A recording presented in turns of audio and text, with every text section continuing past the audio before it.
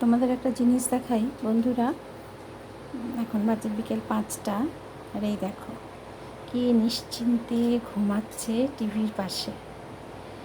হ্যাঁ, ওদের জন্যে আমি দেখো বিছানায় চাদর পাততে পারি না, কীভাবে সব প্লাস্টিক দিয়ে ঢেকে রেখেছি।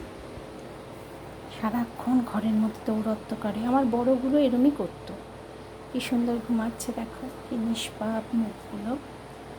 নিশ্চিন্তে ওরা ঘুমাচ্ছে। আর ঘুমাচ্ছে কোথায় দেখো, সেটটা বক্সের ওপর।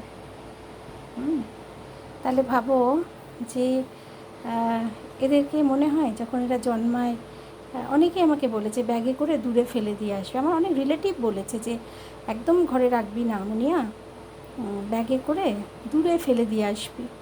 পারা যায়, পারা যায় ব্যাগে করে দূরে ফেলে দিয়ে আসতে। অনেকে আবার বলেছে যে মা যখন প্রেগনেন্ট বুঝতে পারবে মিনিকে একদম বাড়ি থেকে অনেক দূরে ছেড়ে দিয়ে চলে আসবে। পারা যায়। মিনিকে দূরে ছেড়ে দিয়ে আসলে মিনির বাচ্চা হওয়ার পর মিনি কোথায় যাবে?